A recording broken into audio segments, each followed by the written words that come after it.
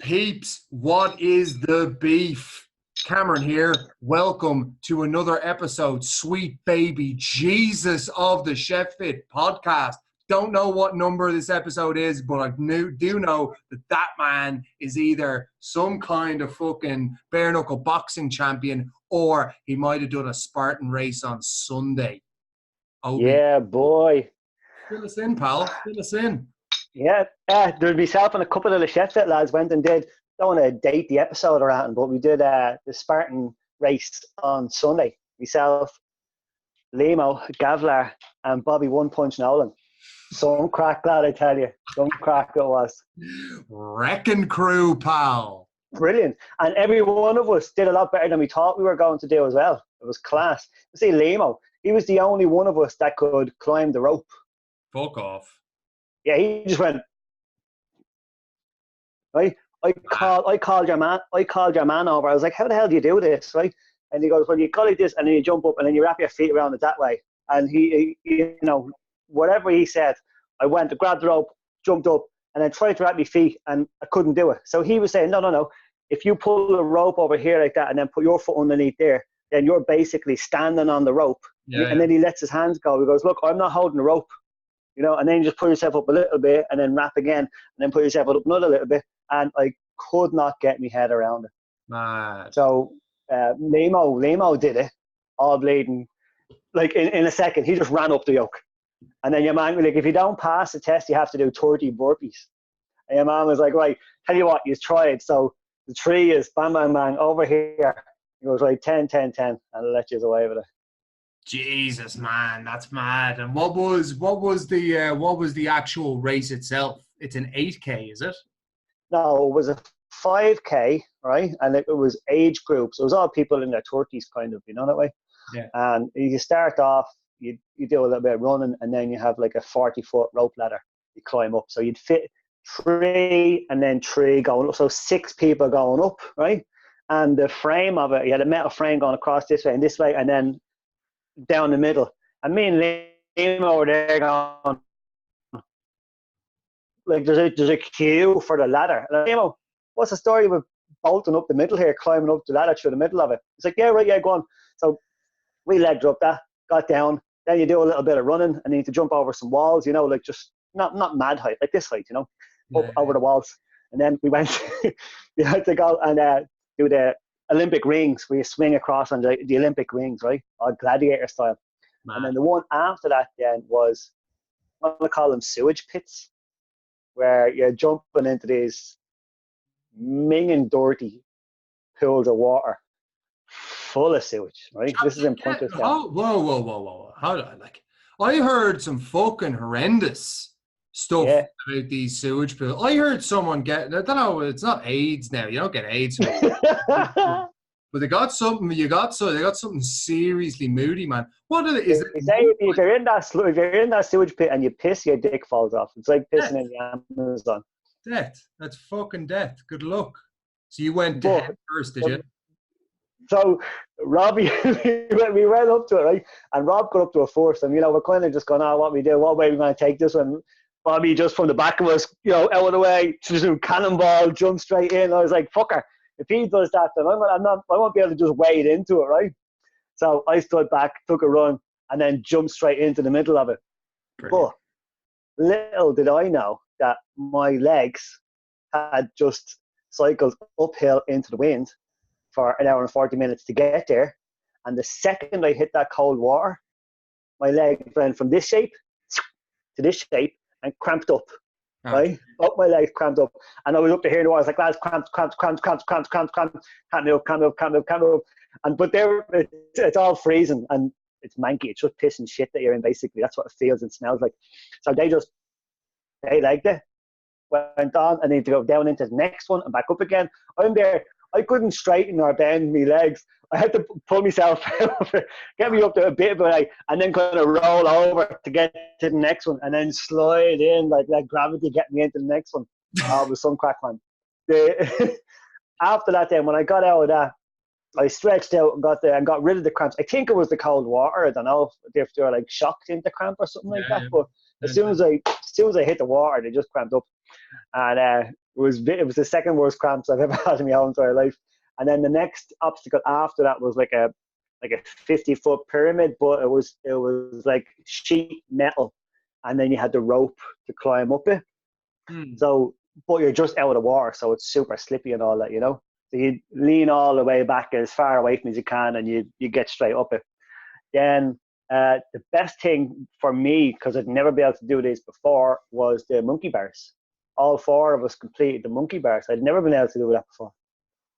Man, yeah, some crack. Yeah, it was great. It's funny. It's funny you say that you've done that, right, on Sunday. And it's one of those things that really illuminates, because there's four chefs from Chef Fit that have all met up and they've all done this Spartan race together, right? And the whole point of this episode is you cannot lead a team of chefs if you cannot lead yourself, right? And this is a really, really important topic, and that's a good start. Because here's the thing.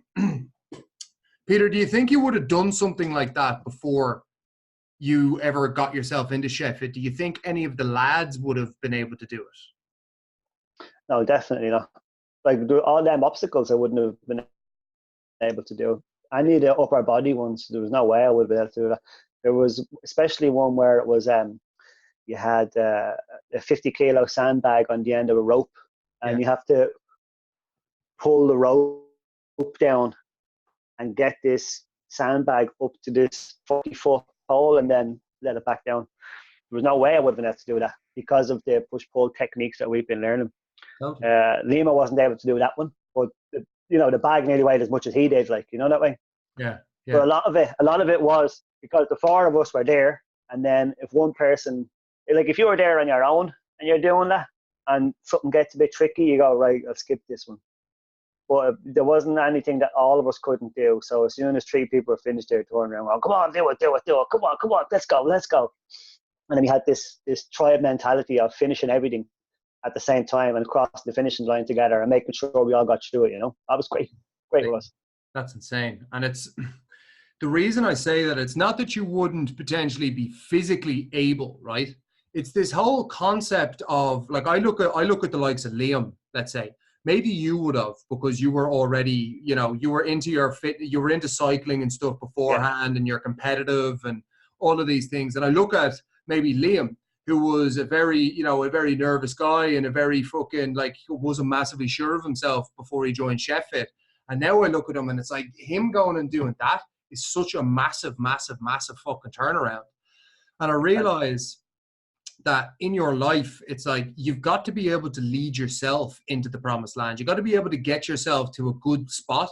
You got to be able to get yourself to a point where you're physically active and you're fucking healthy, so you can go and do this shit. Like, that's great crack. Like, that is great fun, going and doing something like that. Do you know what I mean? Yeah. Which is so many chefs, I feel, close themselves off from doing stuff because they literally will not lead themselves in their life.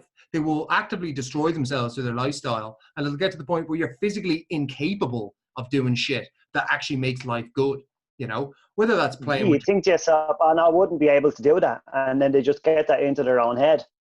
100%. And then they say, right, well, that's it. Well, then I can't do it, so I won't do it. And then it's gone. And they forget about it and move on to the next thing. Totally. So that's one side of it. It's like not being able to lead yourself in your life means you don't actually get the opportunity to enjoy things in life. You know what I mean? It's like you're fucking out of breath, going up and down your stairs, and you get a hip cramp when you go to cut your toenails, which still happens, by the way. Doesn't matter how, that always happens. Anyway, maybe it's just me. But nope. But that's one side of things. But the other thing is looking at the kitchen, right? Like, I'm sure you've worked with many fucking people in your career, Peter. A lot of guys who might have, you could probably maybe fill me in. I know I've talked to many chefs who've gone through this, but maybe you've gone through it yourself. So, do you feel you've ever worked for someone who is in a leadership role but is not a leader of the kitchen, or someone who shouldn't be in as fucking high a position as they are? It's very common, very, very common. People will get a job through, maybe not through their leadership skills, maybe they were just the next in line, maybe they know somebody or whatever it is, or maybe it's just a personality thing, but you find chefs that look at bad shit going on and don't say it, and then wait until shit gets to level 10 before that is done and somebody else says it to them. If I had chefs like that, it's actually quite common to see. Yeah, it's very common. It's fucking Yeah, big time. Yeah.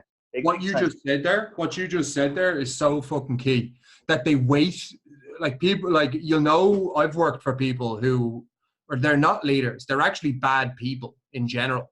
And what they'll do is, because they're quite toxic, right? They'll actually wait for you to make a mistake so they can fucking jump all over you and make a show of you. Do you know what I mean? Or it's like they're almost setting you up for failure. It's like they'll ask you to do something but not explain it correctly, and then fucking, give you one for not fucking doing the job correctly, even though they didn't communicate it. But regardless of all those small things, I think the important thing to realize is that, and what the message that we're trying to put across here, is that if you're a chef working in a kitchen and you have people depending on you to push a menu forward, to push the food forward, to set the example of what you should be, what level you should be fucking working at, how you should be working, how clean and efficient you should be, you know what I mean? How fast you can go. Like, you're setting if you're leading the kitchen, you're setting the example for what you should be doing. And if you're not the head chef, at the very least, you should be seeking to set the example for your peers and the colleagues that work around you. And I feel that if you are not leading yourself, it's impossible to do that. If you're not doing something in your life to get better, you're not doing that correctly. So what made this idea pop into my mind was I was talking to Howard Quigley, is one of the chefs in the group, in the elite group. And I asked him, I said, man, you've really, really done some special shit here since starting in Chef It. Like, you've really been a bit of a dark horse. You've come in out of nowhere. You've fucking been there since you started. You've committed 110% to what you're doing. You've gotten in very, very good shape. You were never in the gym before. Now you're mad into the gym. You're really confident. You're getting better and better and better. It's like, what's changed as a chef for you? And he made this really interesting analogy. And he's like, mate, like, I'm a head chef. I've got 5 chefs working underneath me, and this is how I operate on a daily basis. Imagine when I'm working in the day, I have a rage meter on my head. That's like one of those fucking in the green, the orange, and the red. And he said before he ever started Chef It, he would have no control over his emotions, and that rage meter would go from here to here immediately, and he'd fucking freak out. And he'd attack people, and he'd attack the chefs, and he'd be like, do you know what I mean? Just had no control over his emotional state, would lose the plot completely. And then he did Chef It. And the indirect impact of him fixing himself and leading himself into the best place possible physically and mentally meant that when he went into work, that rage meter went from green to orange, back to green. He never freaked out anymore. He was more efficient at communicating things because he wasn't as emotionally invested. He was able to instruct people on what the right thing to do and say it in a way that they actually understand it, as opposed to going, this is what I need you to do, go and fucking do it, and you're a fucking idiot if you can't get it done. That classic attitude that a lot of chefs have, because that's how old school kitchens would operate. You know what I mean? It's like fucking boiling point, Ramsay's fucking boiling point. Can you cook a fucking come here, there's a lot to do as well with the change in the diet will have a lot to do with that as well, with your rage and your emotions. The sugar levels are going down, and the headspace that we're using as well. It's just kind of, if you're not in that situation, you're not going to take out your phone, put your phone on and get some headspace. But you are a more calm, centered person if you do follow the path. And that I'm sure, from my absolutely zero education on the subject, would have something as well to do with the likes of inflammation from the sugar and the food and all we're eating. You know what I mean? Yes. Doesn't matter who the fuck needs education, pal. Jokes. Yeah, okay. No, but it's a really, really good point. And it's like, listen, the nutrition is one thing. So like, before I even move into following the path, like chef's nutrition, think about it. You're up and down like a fucking yo-yo, man. It's like you're just dipping in the sugar. It's like picking on sugar. That's all you have. Coffee, Red Bulls. It's like you're up and down like a yo-yo. So you're in this constant emotional state, right? You're in this state of just like, oh, chap, I'm all over the fucking place here. you know? So you are what you eat. Like, you know yourself, man. Go and eat fucking 3 bowls of spag bowl there and see how you feel. Fucking sure. You'd be face down on the fucking mat, getting the 10 Fucking count. sure. But Chefs can go in sometimes. If you're in the wrong place, you can go into a place with your rage meter up at level 10 when you walk in the door, and then be in there for 18 hours. And when you walk out the door, your rage is still at fucking level 10. yeah, just fucking lashing. How are you going to be the best you if you're like that? No way, man. You can't do it. You can't do it. And I think the other thing that you were saying there that's interesting, because you're saying when you go in, you're going into work and you're a 10 out of 10 on the rage. So the way you got to see it is, if you have something in your life, if you have a structure in your lifestyle, right? Like, let's say it's move every day is your philosophy, for example, because it's the best way to operate if you're a chef, in my opinion. But anyway, if you're moving every day, here's the crack. Like, think of how you feel when you go for a 5K run. Think of how you feel like this morning, man. Like, I went and I smashed out a leg session this morning. I was squatting. I was fucking, you know, I'm in my old gym that I used to train in, and it's quite nostalgic for me. So my training has been fucking on point. You know, really, really good training. Like, training my fucking hole off when I'm lifting weights.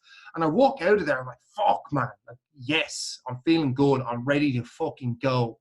And everything I do in my day after that reflects how I feel walking out of that gym. It reflects how I feel after that run. Like, you don't have any troubles in your mind after a 5K run. The troubles are gone. Your mind is empty. It's clear. So the key thing to understand here is, part of you being a leader to yourself is being clear on a daily basis through your fucking exercise and your structure. It's like, what is leadership? Well, technically, if leadership is me leading a group of people, that means that I am going to put them before myself. I am going to put the common good of the group before myself. Leaders eat last. However, that only happens if you lead yourself. So what does it mean if you're not leading other people and you have to lead yourself? What the fuck does that mean? Well, it means you have to put the common good. You have to put what is good for you before your feelings. So for a lot of chefs, it's like you rely on your feelings on a daily basis. That's why you end up in the fucking pit, man. That's why you end up in like, oh, well, I can't be fucking arsed today, so I'm just going to sit on the couch and do fuck all and watch Netflix and smoke joints, and I'll order a takeaway tonight and have a couple of beers. You are not putting the common good before your feelings there. You're just listening to your feelings constantly. Leaders don't do that. Leaders do the right thing. They do the hard thing. And the hard thing is to get up and do the fucking work on a daily basis. The hard thing to do is to get up and go for the fucking run when you don't want to go for the run. The hard thing to do is get up and go to the gym after a fucking 12-hour day. Like, that's the hard thing to do, but that's the right thing to do. And if you think you're going to lead a fucking team of people without being able to do the work yourself, God fucking knows what that work environment is like. God fucking knows. And the biggest problem I feel in the world today is that we don't have fucking leaders. We don't have people that take responsibility. We don't have people that take ownership. Everyone wants to be outraged. Everyone wants to be a fucking victim. Everyone wants to be, you know what I mean? They want to pass the buck to someone else, as opposed to going, nah, actually, this is my situation. This is my fucking life, and I have to fix it first. And once I fix it, maybe I could pass that on to someone else. It's like it feeds in, and I know we're diving quite deep, but it feeds into a lot of what you do. You know, it really, really fucking does. It's the whole concept that you, by leading yourself, it means you're actively improving your life regardless of how you feel about it. You know what I mean? Regardless of how you feel about it. I'm sure you had this adjustment period, Peter, whether it was the first time you started Chef Fit or when it was when you came back. And it's like, fuck, man, when you don't have the habit built and you don't have these things built, it's tough. Yeah. Difficult, you know, and it's like, shit. But you know why you're doing it. You knew why you were doing it. You're like, man, I'm sick of this yo-yo diet bullshit. I'm sick of being up and down and doing this and that. Like, I'm going to change that. So what I'm going to do is I am going to fucking, you know, commit 110%. And eventually I want to be addicted to exercise, which is pretty much what you've been able to do. But it makes you better in every other part of your life. And it allows you to lead. How hard did you find that at the start? I'm still finding it hard. I'm still learning it. I'm still putting it into play, you know? Like when you're saying, like, about your standards as well. Then, so when you're talking about leading, you know, if you can't lead, how if your own life is in the shit, how are you supposed to be leading when you're in work? When you follow the chef path, then it all comes into one. Whereas you're not just a chef that works in a place that fucks you up. That's just another place where you go now. Totally. You know, you straightened out my priorities. You know that way. Yeah, big time. Here's an interesting one. Not to mention any form of names. But my brother used to work with a guy, and he was a head chef. In fact, maybe allegedly he worked in the kitchen with him. And this guy was above my brother in the kitchen, and he was the ultimate example of someone who was not a leader, but had been. What does his name rhyme with? Okay, Sherville. Anyway, say nothing, allegedly. But he was the opposite of what a leader should be, or what someone who's cooking at a high level should be. You know what I mean? And he was fucking like doing pills and fucking work and shit like that, like fucking dropping like E's in work, you know, in service, fucking on the bag all the time. And when his kid was born, he was apparently fucking in a hotel room on a fucking all-nighter riding prostitutes. Do you know what I mean? And it's like, that's him leading his own. That's him in his own life outside the kitchen. That's how he operates. So therefore, it's no surprise that when he's actually leading people in the kitchen, that he constantly calls in sick. He constantly asks people to cover him. He never fucking steps up and does the hard thing. He never steps up and does the right thing. He's constantly passing the blame onto other people. He's constantly trying to leverage talented people below him and fucking rob their ideas and use it for his menu so he gets the fucking accolade. Like, it's the polar opposite of a fucking leader. Do you know what I mean? And he was like, to say the least, he's a garbage man. Anyway. Polar opposite, but it's very fucking common. So common. And it's like, that's what happens. And as he said to me at the start of the episode, there is a lot of chefs who potentially find themselves in head chef or exec roles who, you know, they're fucking all over the shop, or they know someone and they're a bit of a joker or whatever the fuck it is. And the only person that gets shafted in those situations is the chefs below them. Every fucking time. It's the chefs below them. It's like, there's no such thing. There's no such thing as bad teams. There's only bad leaders. And the bottleneck is always at the top. I hope I'll say that twice, because I might need to say it twice. The bottleneck is always at the top. Yeah. So there's no such thing as a bad team. So if you're like in any kitchen, that's vitally, vitally important. So if anyone that is listening to this, that is in a fucking high level role, it's like, you need to have your shit together. You need to get your shit together. You need to follow the path, because it completes your fucking life. Have something on a daily basis that shifts you into a positive perspective, that ensures that your rage meter isn't going into the fucking red when you walk into kitchen. It's like, no, you're a leader. You have control of your emotions. You're showing people what they should be doing. You're setting the standard for what you should be doing, you know? But it all starts with you. If you're in the shit, everyone else is going to be in the shit. So get yourself out of the shit, bro. Get yourself out of the shit. Any thoughts here, Mr. OBG, before we fucking ride this lad into the rocks?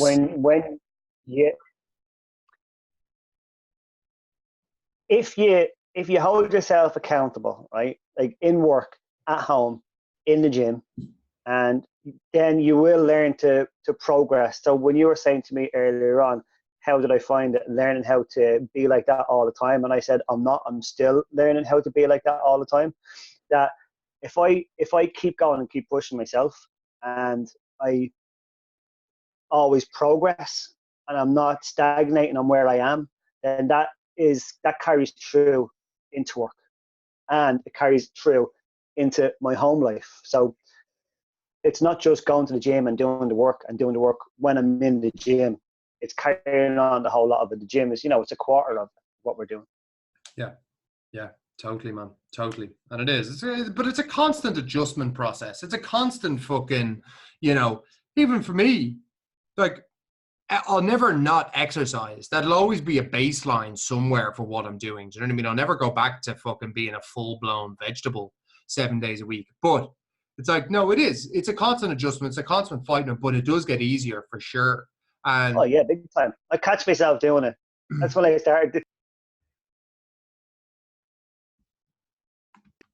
I'm as I'm going on that I'm I'm working all into one. It's not yeah, like right now it's time for me to do this. Now it's time for me to do it. Everything is one. Do you know what I mean? yeah, yeah. Big time, big time. And I think it is. It is. It's all very, very much connected, in what you're doing. And I think you've also got to understand that even though it is hard to get that established, and even though it is hard to get yourself into the routine and get yourself into the habit of doing it, it's like the obstacle is the way. There's like you get the benefit of doing that is worth the reward. Like I think it's so much, it's worth it. Basically, is what I'm saying here. Stop, yeah, big time. It's Waffling. life changing. It's life changing. Yeah, the adversity is worth it. So fucking push through, push on, son. And Um, speaking of pushing on, I don't know, fuck it. I think Howard, as you're talking about him earlier on, I think he needs to step up to advanced. It's the third time I've said it now. You know what I mean? Cunt's over there smashing everything, ripped to bits, 8-pack on him, flexing on me every single time. But he's on the intermediate. Come on, Howard.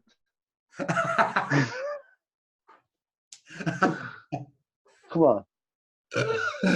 Yuppie!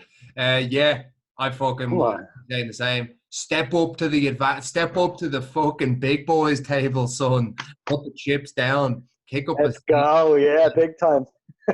Anyway, folks, make sure you subscribe to the channel on You think YouTube. you're hard enough, that is. Fucking right, man.